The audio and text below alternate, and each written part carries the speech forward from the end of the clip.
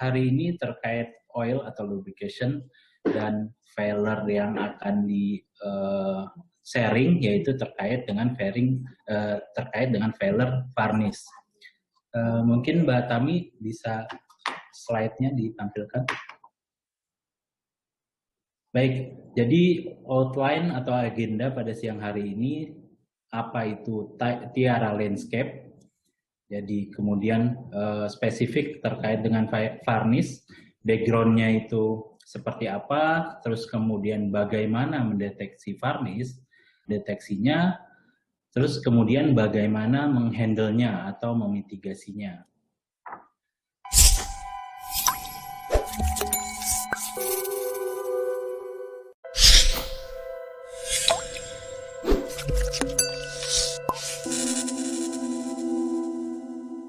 Oke, selamat siang Bapak Ibu sekalian. Jumpa lagi dalam webinar Tiara. Perkenalkan, nama saya Ilmi, Pak. Bu. Hari ini saya sebagai moderator untuk webinar mengenai varnish. Ya. Narasumber kita hari ini adalah Pak Adi Sukmawijaya. Mungkin bisa di-say hi dulu, Pak Adi. Halo semua. Oke, saya nggak muncul. Oke. Mas Adi, Pak Adi Sukma adalah salah satu TVP Reliability Specialist kami. Beliau udah certified di ISO Vibration kategori 2, certified di Machinery Lubricant Analyst level 2, dan punya pengalaman lebih dari 10 tahun di bidang reliability, terutama mobil khusus nih, lubrikasi pada rotating equipment. Nah, hari ini kita mau sharing soal varnish, Pak. Salah satu survei terkini menunjukkan bahwa 30-40% kendala operasional di gas turbin ternyata root cause-nya berhubungan dengan varnish. Untuk itu, kita hari ini ingin sharing mengenai varnish dan bagaimana cara mengendalikannya. Oke, tadi sudah diinfokan Pak, jangan lupa nanti ada kuisnya.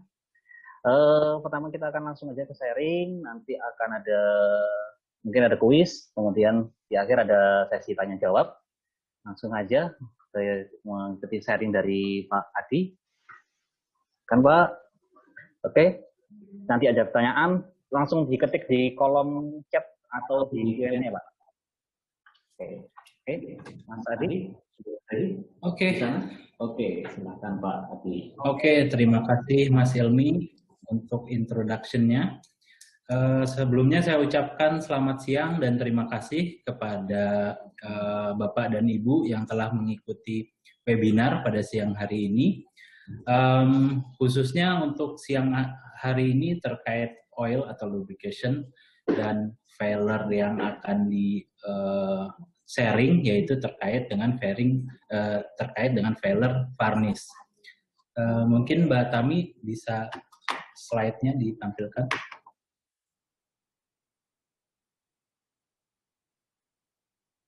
Bagaimana mengelolanya. Silahkan, next.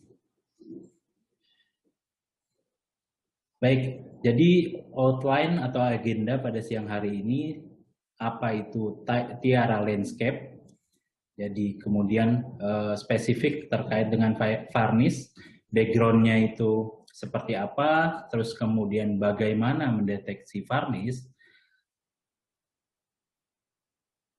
deteksinya, terus kemudian bagaimana menghandle-nya atau memitigasinya.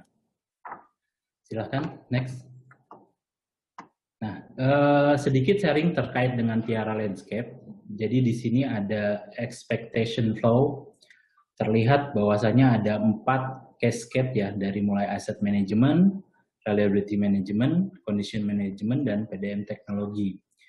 Nah, diagram expectation flow ini menegaskan visi Tiara untuk membantu industri dalam meningkatkan aset terhadap kinerja industri secara keseluruhan. Jadi pada prinsipnya dimulai dari aset manajemen dalam mengelola aset secara optimal dan berkelanjutan. Ekspektasi dari aset manajemen ini dalam bentuk kinerja versus biaya. Jadi pada umumnya indikator kinerja aset fisik seperti availability, reliability, dan efisiensi, serta indikator biaya seperti kesesuaian penyerapan budget, misalnya OPEX atau CAPEX, atau biaya persatuan produksi. Nah, dari ekspektasi aset manajemen tadi akan diterima oleh reliability management sebagai tantangan dalam menggunakan pendekatan resiko, terutama tentu saja terhadap reliability risk. Nah, background-nya atau pendekatannya itu berdasarkan referensi dari buku RCM2 oleh penulis John Mobley, yaitu Streamline RCM. Yang mana prinsip reliability risk-nya itu kombinasi dari dampak dan probability, yang mungkin kita tahu ada FMEA ya, jadi ada functional failure mode, kemudian functional failure effect sebagai dampak, dan functional failure cost sebagai probability. Nah, FMEA atau kita sebutnya life cycle strategy, singkat LCS, sebagai bentuk cascade expectation dari reliability management, seoptimal mungkin menggunakan pendekatan monitoring conditional failure indicator. Jadi ekspektasi LCS ini akan diterima oleh condition management. Condition management dianggap sebagai pendekatan yang secara dinamis ya, di lapangan dapat lebih diterima dalam mengkuantifikasi probability of failure dibandingkan pendekatan statistik atau umumnya disebutnya MTBF. Nah, untuk ekspektasi dari condition management ini di dalam bentuk work order atau WO condition directed menggeser menggantikan WO time directed atau WO PM, sehingga berbentuk presentasi jumlah WO, jumlah resource maupun jumlah biayanya. Nah, untuk mengumpulkan data condition indicator, kita masuk ke cascade di PDM teknologi. PDM teknologi itu membutuhkan kemampuan untuk menjalankan metodologinya, terus memastikan teknologi yang digunakan itu sudah akurat dan tepat, dan kemampuan dari personilnya sendiri atau kompetensinya terkini menjadi cascade expectation untuk PDM teknologi, sehingga dapat dipastikan valid serta memiliki repeatability yang tinggi agar dapat menjadi sumber informasi yang mengalir. Nah, di sini ada angka-angka 180%, kemudian 64% itu merupakan ekspektasi dari kami untuk bisa tercapainya ekspektasi dari semua Tiara Landscape ini. Silahkan next. Nah, untuk ini merupakan information flow-nya, jadi secara singkat untuk PDM teknologi, output yang dihasilkan adalah teknologi examination dengan melakukan metodologi finding, diagnosa, analisa, kesimpulan, rekomendasi, dan lampirannya. Terus kemudian dari hasil PDM teknologi ini akan diterima oleh reliability specialist di cascade untuk condition management untuk mengkombinasikan hasil teknologi examination dari tiap-tiap teknologi pada equipment yang sama, sehingga output dari condition management ini adalah mendapatkan hasil asset wellness. Asset wellness ini akan menjadi WO condition directed yang secara umum akan memicu LCS review setiap bulan. Setiap 3 bulanan, mohon maaf. Jadi terutama apakah LCS telah bergeser dari time directed atau PM menuju condition directed. Oke, sedikit terkait dengan Tiara Landscape, silakan next. Sekarang terkait dengan materi atau sharing knowledge pada siang hari ini, yaitu tentang varnish.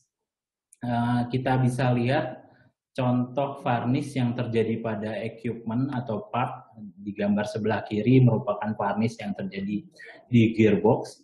Kemudian di sebelah kanan terlihat ada lapisan brown atau seperti gosong, itu terjadi pada tilted pad bearing atau journal bearing. Untuk kedepannya terkait dengan varnish itu apa, bagaimana memitigasinya, secara detail ada di newsletter kami. Bapak-bapak atau ibu-ibu bisa akses ke www.tiarafib.com. Terus kemudian ada menu di reliability article, di situ ada penjelasan detail terkait dengan varnish. Kemudian selanjutnya, nah ini merupakan contoh juga yang varnish yang terjadi pada jurnal Biring, yang mana terlihat warna coklat atau gosong itu, dan itu akan menimbulkan deposit. Nah, deposit itu efeknya adalah clearance antara rotor sama bearing pada contohnya akan berkurang. Ujung-ujungnya adalah akan terjadi kenaikan temperatur pada bearing. Harapannya temperatur kenaikan ini masih bisa dikelola, tidak melewati alarm limit, atau worst case-nya adalah terkena pada trip alarm limitnya. Next. Nah, sedikit teori yang berdasarkan dari www.machinerylubrication.com. Jadi varnish sendiri secara ukuran itu sangat kecil, jadi ada beberapa referensi yang menyebutkan levelnya sudah sampai submikron. Cuman dari sini kita bisa lihat bahwasanya varnish itu memiliki ukuran yang kurang dari 1 mikron. Bahkan ada literatur yang menyebutkan dari 0,4 mikron, 0,45 mikron sampai dengan 0,8 mikron. Nah, dari sini kita bisa lihat bahwasannya ukuran varnish ini sangat kecil. Dia bisa menjadi ukuran yang lebih besar apabila ukuran molekul varnish ini yang kecil-kecil ini bersatu, atau kita sebutnya beragglomeration, untuk nantinya ukuran size partikelnya itu akan lebih besar. Bisa misalnya 4 mikron, 8 mikron, atau lebih dari itu. Namun ketika ukuran yang sudah kurang dari 1 mikron, filter yang ada di pasaran yang kita sebut misalnya depth media filter itu maksimum hanya pada 1 mikron. Sehingga ketika filter yang digunakan itu lebih dari 1 mikron, varnish ini masih bisa melewati filter yang digunakan. Silahkan, next.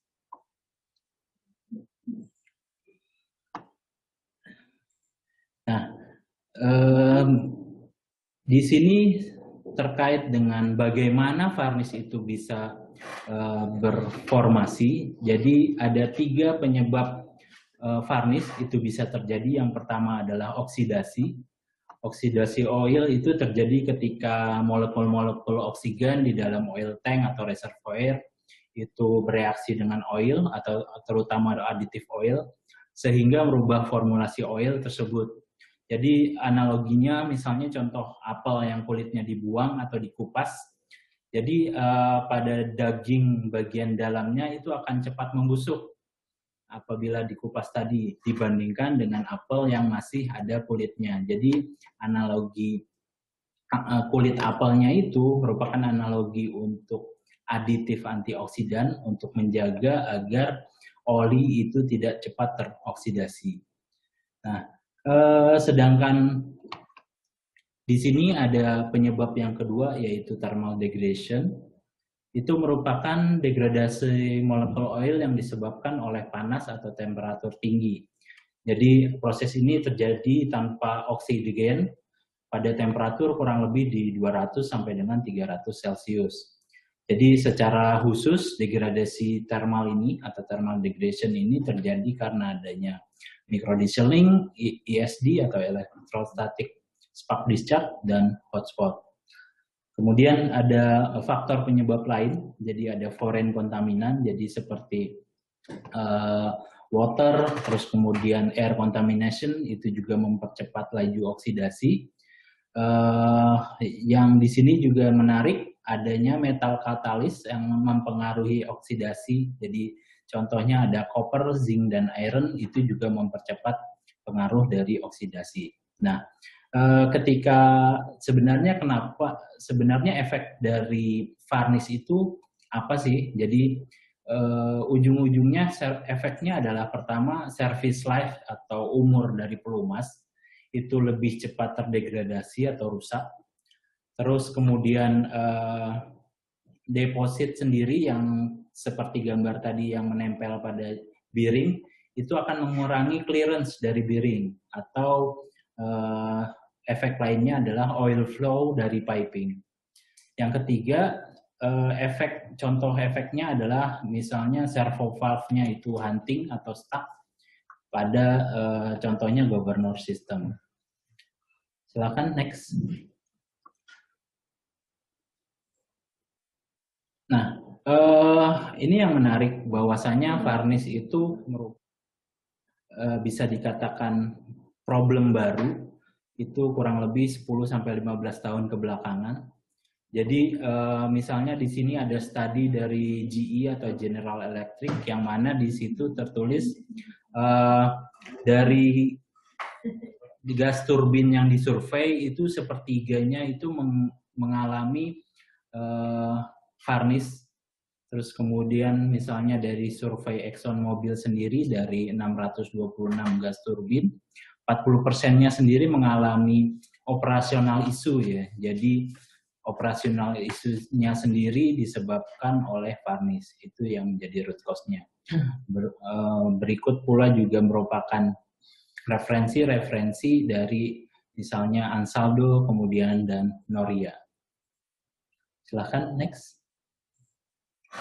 Nah, setelah kita tahu apa itu varnish, kemudian efeknya seperti apa, ini terkait dengan bagaimana kita mengetahui apakah di pelumas kita atau di oil di rotating equipment kita itu sudah terjadi varnish.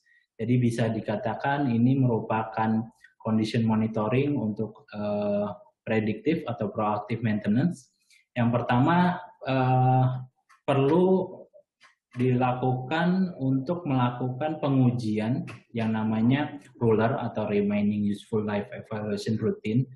Di sini fungsinya adalah untuk mengetahui berapa persen lagi aditif antioksidan, atau analoginya tadi kulit apel. Aditif antioksidannya itu berapa persen lagi sehingga dia mampu menahan laju oksidasi. Nah, perlu menjadi catatan yang mana oksidasi sendiri itu akan terjadi terus-menerus. Mitigasinya adalah bagaimana kita mengelola proses oksidasi tersebut sehingga tidak merusak oli atau efek buruknya itu merusak equipment.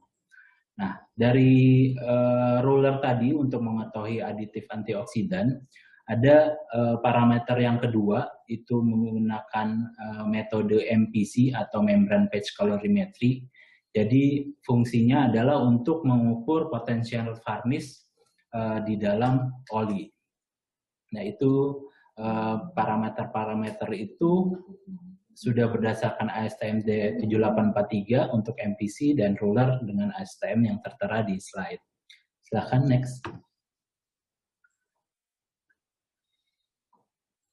Nah, sedikit gambaran atau referensi bahwasanya untuk pengujian ruler dan MPC untuk varnish itu dari OEM sudah merekomendasikan dalam, kalau di GE ini ada technical isunya, selain pengujian basic seperti viscosity, acid number, kemudian untuk particle count. Next, selain GE juga ada, silakan next. Selain GE, misalnya dari Solar Turbine sendiri ada service bulletin yang mana untuk mengetahui apakah ada varnish atau tidak, merekomendasikan untuk metode MPC berdasarkan ASTM 7843 dengan alarm limit yang sudah tertera itu lebih dari 30 delta I. Kemudian rekomendasinya juga untuk bisa melakukan filtrasi untuk use oilnya atau penambahan aditif berupa varnish controlling aditif. Next. Begitu juga Siemens merekomendasikan untuk melakukan pengujian roller MPC dalam service information-nya. Next. Ini juga dari Exxon Mobil juga. Jadi dari beberapa referensi yang ada, bahwasanya memang dari manufaktur merekomendasikan pengujian ini selain pengujian standar yang lainnya seperti viskositas, acid number, atau water content. Silakan, next. Nah, sedikit gambaran bagaimana melakukan pengujian ruler tadi. Jadi diperlukan untuk referensi yaitu new oil atau oli baru untuk nantinya dites. Nantinya kemudian setelah oli baru dites, kemudian use oil kemudian dites, nanti akan dibandingkan luasan antara molekul aditif antioksidan yang namanya ada aminik dan fenolik. Next. Sedangkan untuk pengujian MPC dari sampling preparation dan pengujiannya di situ ada membran patch colorimetry atau membran patch-nya dengan ukuran 0,45 mikron. Nilai delta I ini yang didapat ketika dilakukan pengujian menggunakan alat MPC. Pada prinsipnya dengan nilai delta I yang semakin besar, berarti varnish yang terjadi pada oli tersebut sudah semakin banyak. Silakan, next. Nah, kemudian dari pengujian tadi, ini merupakan referensi alarm limit ya. Jadi untuk roller sendiri, di situ ada phenols dan amines tertulis, yang mana alarm limitnya itu untuk khususnya untuk amines adalah kurang dari 25%. Jadi ketika nilai aminsnya udah kurang dari 25%, berarti sudah danger level. Sedangkan untuk MPC di atas 30 itu dikatakan abnormal, dan di atas 40 itu sudah critical. Oke, next ke materi lagi. Jadi setelah kita tahu apa itu varnish, kemudian bagaimana mengetahui apakah terjadi varnish atau enggak, kemudian apakah level aditif antioksidan kita itu masih bagus atau enggak, masih di bawah limit atau enggak. Nah, ketika kita menghadapi varnish, itu perlu bagaimana kita menghandle-nya atau memitigasinya. Next.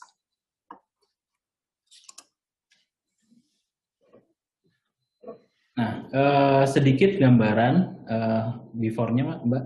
Nah, oke. Jadi sedikit gambaran teknologi varnish removal dari mulai yang terdahulu untuk depth media filter, contohnya itu kurang lebih ditemukan di 1970-an. Yang mana metode depth media filter ini punya keterbatasan, yaitu di pasaran seperti yang saya sebutkan tadi, paling maksimum itu punya size filteringnya itu maksimum di 1 mikron. Nah, ketika varnish yang memiliki ukuran submikron atau tadi referensi dari machinery lubrication di ukuran 0,45 sampai dengan 0,8 mikron, berarti varnish yang tidak terlarut itu akan masih lolos di depth media filter itu. Terus kemudian seiring berjalannya perkembangan teknologi, ada metode electrostatic oil cleaner atau CHAP agglomeration. Itu pada prinsipnya melakukan prinsip katoda anoda atau positif negatif, sehingga oli yang mengandung varnish yang terlarut itu bisa keluar dari oli yang terlarut untuk nantinya dikumpulkan, diaglomerasi sehingga ditangkap oleh filter. Nah, untuk teknologi yang terbaru dan proven pada saat ini ada namanya metode chemical filtration. Next, silakan. Yang mana untuk chemical filtration itu namanya adalah ESP atau Electrophysical Separation Process. Jadi untuk menseleksi apakah ada oil degradation, contohnya varnish dari turbin maupun kompresor, tanpa mengganggu dari aditif dari fluida tersebut itu sendiri. Next. Nah, untuk metode terbaru ini yang ada di pasaran atau kita sebut chemical filtration, tentunya ada beberapa kelebihan ataupun kekurangan. Jadi kelebihannya itu menghilangkan soft kontaminan baik fasenya suspensi maupun di solution. Terus kemudian ada temperatur yang bisa diizinkan itu di antara 10 sampai dengan 70 derajat Celcius. Terus kemudian sudah banyak di pasaran juga untuk desainnya itu mobile atau easy operation, sehingga operator atau teknisi di lapangan itu mudah untuk menjalankannya atau mengoperasikannya. Tentunya dari kelebihan ada kekurangan. Untuk kekurangannya yang ada adalah untuk tipe chemical filtration seperti ini itu hanya menghilangkan organik soft kontaminan atau varnish. Jadi jika ada partikel atau dirt di sini atau wear metal itu tidak bisa ikut dihilangkan. Silakan next. Nah, sedikit gambaran bagaimana varnish removal itu melakukan prosesnya. Jadi perlu diperhatikan ada 3 fase ketika melakukan treatment varnish removal menggunakan chemical filtration tadi. Yang pertama adalah fase oil cleaning, yang mana varnish yang terlarut di dalam oil itu dibersihkan. Terus kemudian ada fase system cleaning, yang mana ketika varnishnya sudah menjadi deposit, baik di bearing, journal bearing, atau gearbox, atau misalnya di servo valve, itu sedikit demi sedikit varnish yang menempel itu akan dihilangkan karena terlarut oleh oli yang sudah tidak mengandung varnish. Terus kemudian fase yang terakhir ada namanya system stabilization. Di sini artinya oli dan deposit yang menempel tadi dijaga untuk kandungan varnishnya itu masih di bawah normal atau kondisinya normal. Jadi perlu diperhatikan ketika Bapak atau Ibu melakukan services untuk varnish removal, meskipun di sini kita lihat dari angkanya itu nilai MPC-nya 70, drop secara signifikan misalnya di 15 dengan level normal itu hanya 11 hari, dipastikan jangan langsung untuk merilis atau dismantle alat untuk varnish removalnya, karena ada fase berikutnya yang mana fase system cleaning dan system stabilization yang perlu dipenuhi, sehingga service life dari pelumas itu lebih bisa tahan lama atau lebih terjaga. Next. Di sini ada case study yang mana terjadi pada power plant atau pembangkitan dengan kapasitas oilnya itu di 28.000 liter.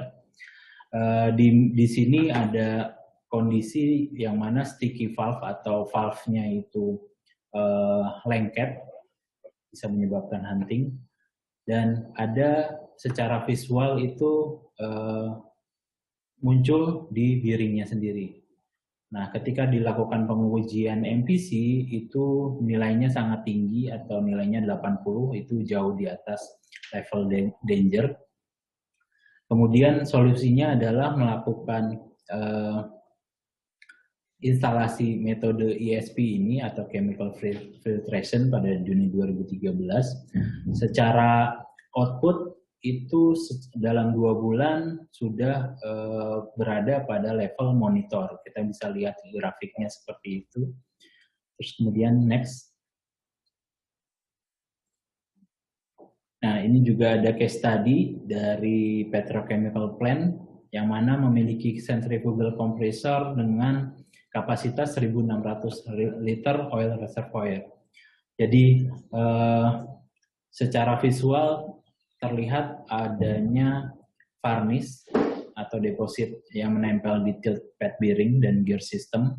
Kemudian yang perlu diperhatikan jika bapak-bapak atau ibu-ibu mengalami kenaikan bearing temperatur, itu bisa jadi efek dari deposit yang menempel tadi atau varnish. Jadi di sini case study-nya di sini bahwasanya bearing temperaturnya itu berfluktuasi di 120 sampai dengan 140 derajat Celcius. Kemudian dari oil analysis sendiri terdapat degradasi. Jadi umurnya kurang lebih hanya 4 sampai 6 bulan. Kemudian diinstalasi dilakukan pada Mei 2010. Next. Nah, kita bisa lihat trendingnya seperti ini. Jadi ada penurunan nilai MPC, cuman memang terlihat ada fluktuasi ya.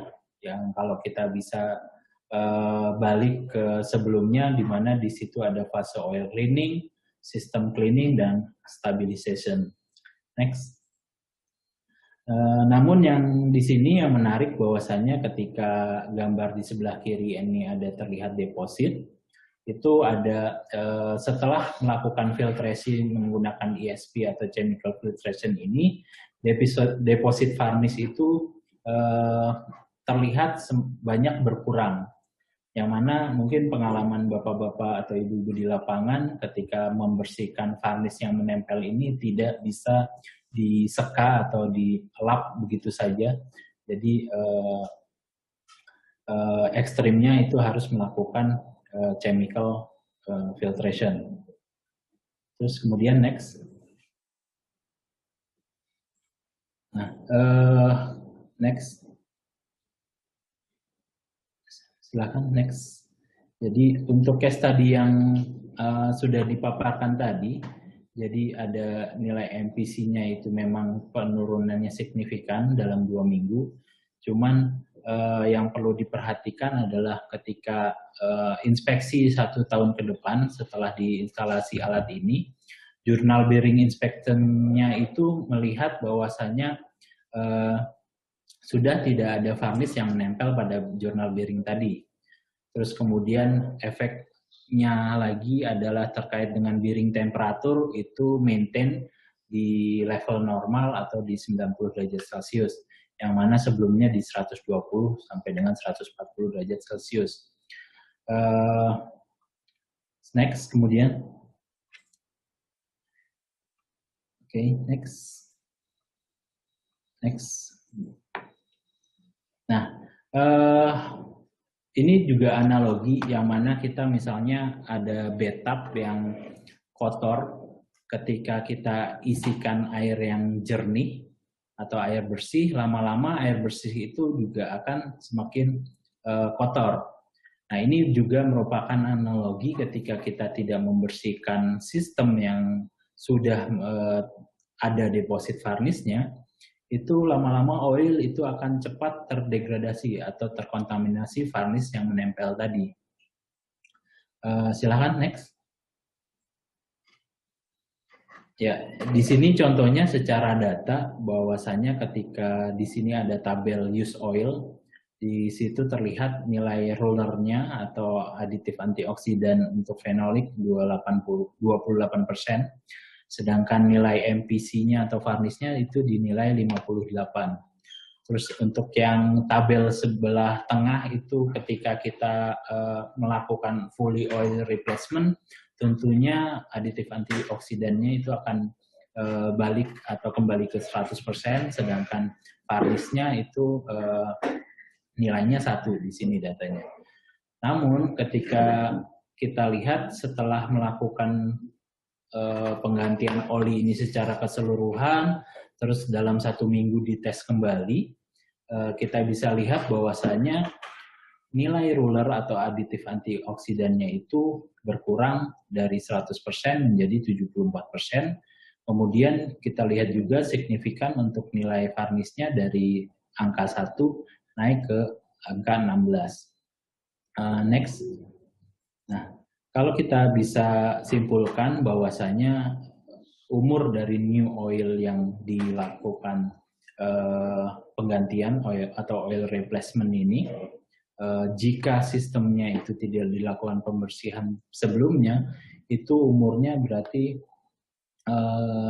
berkurang 30% hanya dalam waktu yang relatif singkat. Silakan, next.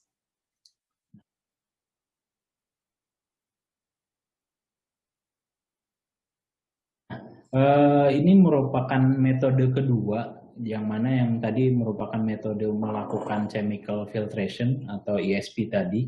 Ini metode yang alternatif juga. Kalau mungkin secara general, secara umum di pasaran disebutnya varnish aditif, yang mana diharapkan itu bisa melakukan deposit control dan decontamination. Jadi selain bisa menangkap varnish yang bersirkulasi, juga harapannya varnish aditif juga menahan laju kontaminasi. Next. Oke, ini case study yang ketika dilakukan treatment untuk varnish aditif, yang mana gambar sebelah kiri terlihat bahwasanya banyak deposit dan varnish yang menempel. Setelah dilakukan treatment untuk varnish aditif kurang lebih 3 bulan, di sebelah kanan terlihat bahwasanya depositnya sudah banyak yang bisa dibersihkan atau varnishnya sudah banyak yang terbuang. Next. Nah, ini yang menarik. Jadi terkait dengan case study, ada kenaikan high bearing temperature pada case di sektor refinery, yang mana terlihat bahwasanya ada kompresor di sini, recycle gas compressor. Dari sisi varnish atau nilai MPC-nya itu memang naik, tapi masih monitoring statusnya atau not critical. Terus kemudian, namun kendalanya adalah bahwasanya terjadinya high bearing temperature. Next. Nah, varnish aditif ini memang secara angka nilai MPC-nya itu 20, terus kemudian nilai rollernya itu sebelumnya 69%. Kemudian next. Kemudian setelah treatment untuk varnish aditif tadi, nilai MPC-nya itu drop ke nilai 1 setelah 24 jam treatment. Kemudian untuk nilai MPC-nya naik ke level 3 setelah 4 minggu oli varnish aditif itu digunakan. Nah, pertanyaannya seberapa banyak varnish aditif itu bisa dilakukan? Jadi ada beberapa di pasaran, ada yang mulai dari 3 sampai dengan 5% tergantung dari oil reservoir atau tangki. Terus kemudian ada beberapa juga yang maksimum dinilai 20%. Jadi tergantung kemampuan si varnish aditifnya itu sendiri. Next. Nah, sehubungan dengan case tadi terkait dengan high bearing temperature tadi, jadi di sini terlihat dalam 100 hari trending, yang pertama terlihat bahwasanya bearing temperaturnya itu tinggi ya, di situ ada peak sampai dengan kurang lebih 230 derajat Fahrenheit. Ketika treatment varnish aditif itu drop temperaturnya di level kurang lebih 190 Fahrenheit atau 86 derajat Celcius. Silahkan next. Nah, jadi pada prinsipnya untuk kebanyakan varnish aditif itu dia melakukan pengikisan ya secara sedikit demi sedikit, karena memang harus sedikit demi sedikit, karena kalau langsung secara ekstrim varnish itu dihilangkan, khawatirnya akan menyebabkan clog atau tersumbat baik di filter atau misalnya jalur pipa untuk oil lubrication, atau maupun tersumbat di valve. Jadi prinsipnya adalah menaikkan kemampuan oli untuk melarutkan deposit maupun varnish. Next. Jadi sedikit demi sedikit, kalau kita biasanya sebutnya layer by layer, dan kemudian jika Bapak-Bapak ada kebutuhan untuk melakukan varnish aditif ini, pastikan secara chemistry-nya atau properties-nya itu 100% compatible dengan use oil yang sudah digunakan. Next. Nah, tentunya output-nya adalah harapannya ketika melakukan varnish aditif ini, varnish yang atau deposit yang menempel itu sudah bersih, kemudian oli juga varnishnya sudah kembali menuju normal, sehingga failure efek yang terjadi akibat varnish itu bisa terhindari. Next. Terima kasih, Mas Ibu. Dari Bapak itu ada yang ya kirim pertanyaan. Kita beberapa pertanyaan ada yang serupa, jadi saya kumpulin pertanyaannya. Ya. Jadi Mas Adi, nah ini ada banyak pertanyaan, cuman beberapa ada yang pertanyaan serupa, jadi kita kumpulin aja ya. Oke, kita bahas 3 pertanyaan dulu, gimana? Oke. Nah yang pertama nih, jadi ada dari Pak Hendra Priyana. Apakah setelah kita bahas metode varnish removal, Mas Adi, apakah setelah di removal varnish akan hilang atau cuma hilang sementara nanti muncul lagi? Nah, itu dulu. Saya jawab satu-satu atau satu-satu aja ya Mas Almi, biar nggak lupa. Oke, terima kasih Pak Hendra untuk pertanyaannya. Jadi pada prinsipnya pertanyaannya, jika kita melakukan servis untuk varnish removal, terus kemudian contoh kasus nilai varnishnya itu sudah di level normal, terus kemudian di dismantle, apakah varnish akan muncul lagi? Jawabannya iya, varnish akan muncul lagi. Kenapa? Karena kalau kita lihat faktor penyebab varnish, salah satunya adalah oksidasi ya. Nah, oksidasi itu terjadi karena akan terjadi sepanjang waktu, sehingga proses pembentukan varnish itu sendiri itu akan sangat mungkin terjadi lagi. Jadi harapannya adalah untuk melakukan memitigasi varnish tadi, misalnya melakukan metode chemical filtration atau additive varnish, itu bisa dilakukan based on condition, tergantung dari nilai MPC yang dimonitor secara berkala. Mungkin sampai situ Mas Ilmi. Nah, dengan yang tadi, kalau varnishnya terdeposit di permukaan, Mas tadi, apakah itu bisa hilang juga? Ya, betul. Mungkin kalau dihubungkan dengan case study yang ada ya, yang mana terlihat secara visual di case study sebelumnya itu ada bearing yang ada varnishnya menempel, depositnya, terus kemudian dilakukan treatment varnish removal, deposit itu sebagian besar akan hilang.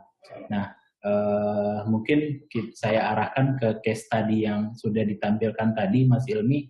Jadi bahwasanya depositnya itu akan bisa hilang, namun jangan salah, kembali ke pertanyaan pertama, apakah bisa muncul lagi? Ya, bisa muncul lagi karena oksidasinya itu akan terus terjadi secara terus-menerus.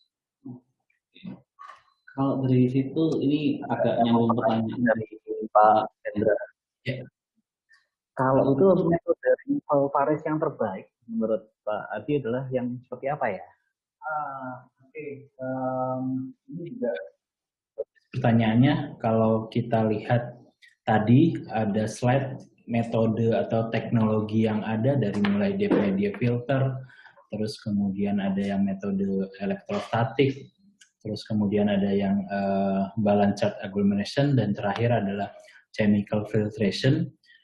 Perlu kita pilah-pilah nih positif dan negatifnya. Contohnya yang depth media filter itu kekurangannya itu dia kapasitas untuk filtrasinya maksimum 1 mikron, sedangkan varnish itu levelnya submikron. Jadi bisa dikatakan depth media filter itu kurang efektif. Sedangkan metode yang elektrostatik, di situ di mana ada pemberian katoda anoda atau tegangan, memang secara varnishnya itu bisa hilang, cuman dengan pemberian tegangan itu dikhawatirkan olinya juga ikut cepat rusak atau terdegradasi. Jadi sejauh sepengetahuan saya, metode yang proven atau yang terbaik pada saat ini itu metode yang ESP atau chemical filtration. Oh, yang ESP. Kalau chemicalnya, Mas, apakah nanti akan berpengaruh atau merusak? Kan namanya chemical kan pasti pengaruh ke properties oil ya. Nah, apa nih pengaruhnya chemical tadi ke properties oil? Ada pengaruhnya atau seperti apa ya? Untuk yang ESP sebenarnya pada prinsipnya metode filtration tersebut di dalam filternya itu mengandung resin ya, resin, dan resin itu memang hanya menangkap varnish.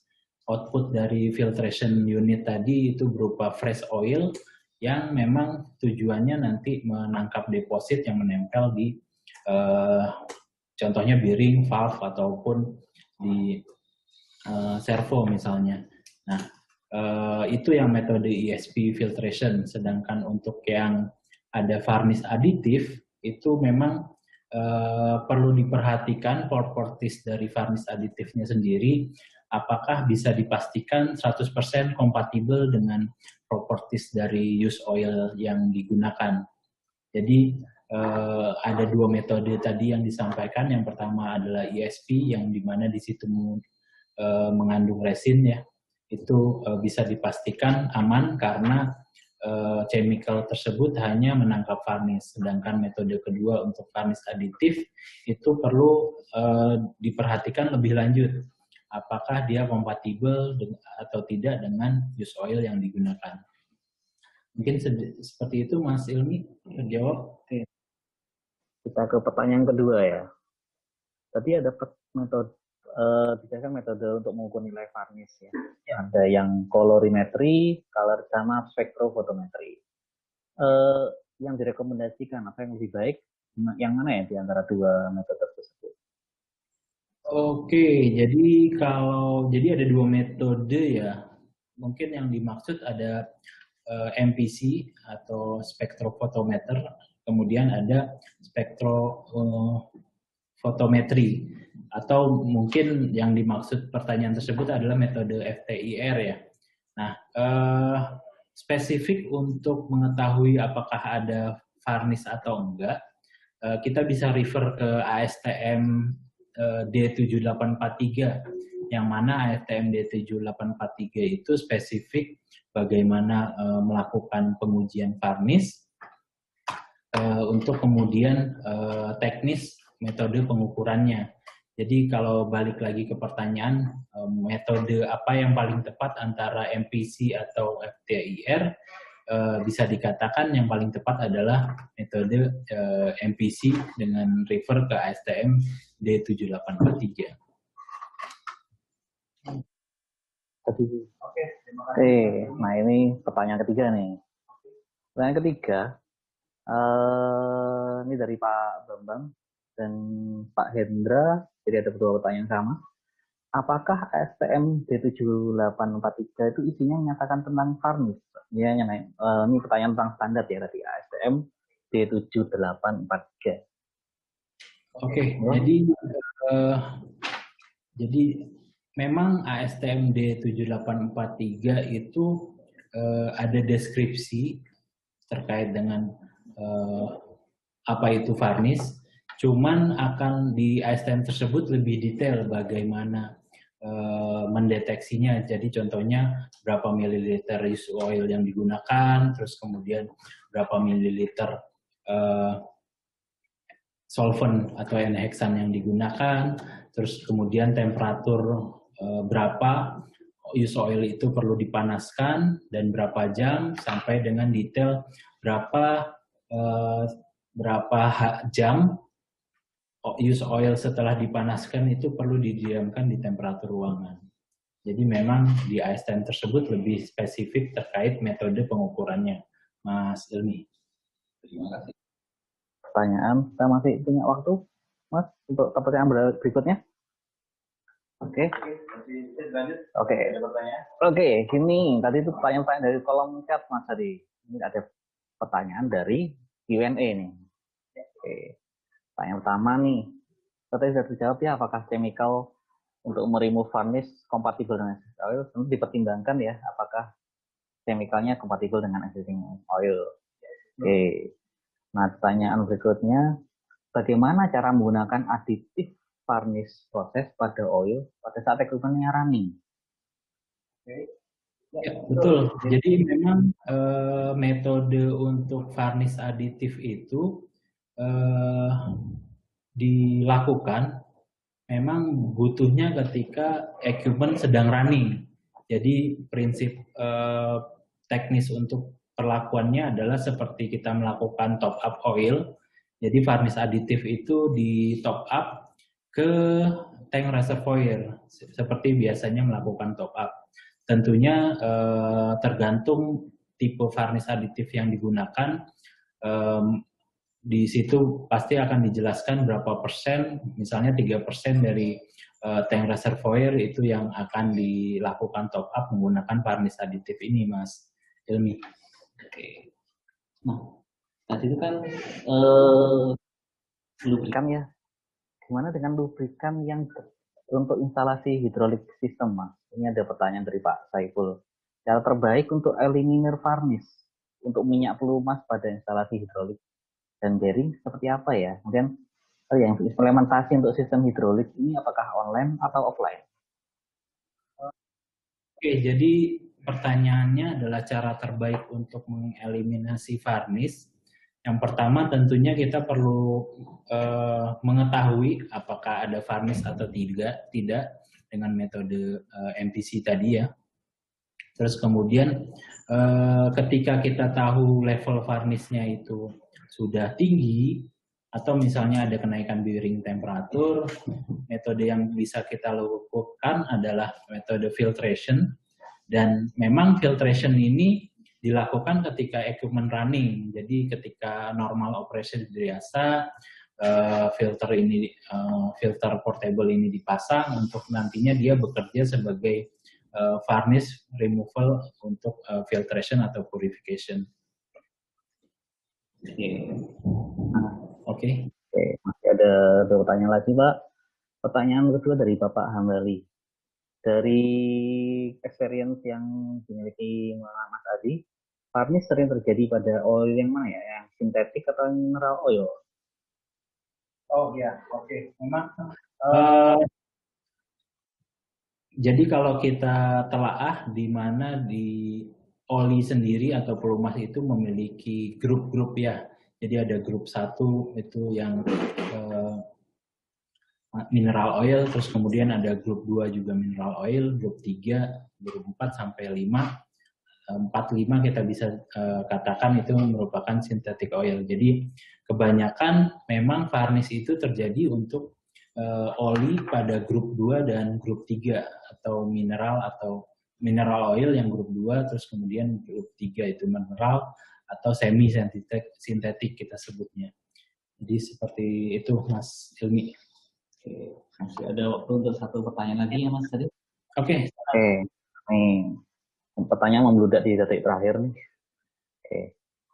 Nah, ini ada dua pertanyaan, jadi pertanyaan cuma satu tapi A dan B ya, Mas tadi. Yang pertama, B-nya gimana? Mohon pencerahan, apa bedanya varnish dengan sludge? Dan yang B-nya adalah apa pengaruhnya? Apakah pengaruh flow rate aliran, mungkin aliran dalam lubrikan sistem ya? Apa pengaruhnya flow rate aliran dengan kemampuan untuk menangkap varnish? Ini 1A dulu. Oke. 1A untuk perbedaan varnish dengan sludge ya. Jadi kalau saya baca literatur dan pernah dengar juga varnish seperti tadi yang sudah dijelaskan, sedangkan sludge itu cenderung varnish yang juga terkontaminasi dengan water. Jadi kandungan waternya yang atau varnish yang terkontaminasi juga yang bercampur dengan water, sehingga sludge itu cenderung bisa kita lap, kita wipe, sedangkan varnish itu cenderung menempel di equipment atau di part. Terus kemudian pertanyaan kedua nih, ini saya agak-agak bingung juga terkait dengan gimana tadi Mas ini, apakah pengaruh flow rate terhadap menangkap varnish. Oh oke. Mungkin pertanyaannya dengan jika melakukan filtration, yang mana filtration varnish removal ini bisa di-adjust ya flow rate-nya. Ya tentunya dengan semakin flow rate-nya itu semakin kecil, harapannya untuk pembersihan varnish ya itu bisa sedikit demi sedikit ya, layer by layer tadi, dibandingkan dengan flow rate yang terlalu tinggi. Kekhawatirannya adalah memang varnishnya itu lepas dari depositnya, cuman kalau terlalu tinggi khawatirnya depositnya itu berada pada ukuran yang terlalu besar sehingga menyebabkan stuck pada misalnya clog pada filter, terus kemudian di flow pad untuk circulation oil-nya juga ada kemungkinan bisa terhambat. Jadi penting juga untuk menentukan flow rate yang tepat ketika melakukan filtration untuk varnish. Oke, Mas Ilmi. Terima kasih, Mas Adi. Bapak Ibu sekalian, karena keterbatasan waktu, sayangnya yang tadi itu adalah pertanyaan terakhir dulu ya. Mungkin jika ada pertanyaan yang muncul bisa dikontak ke kontak kami Mas sini.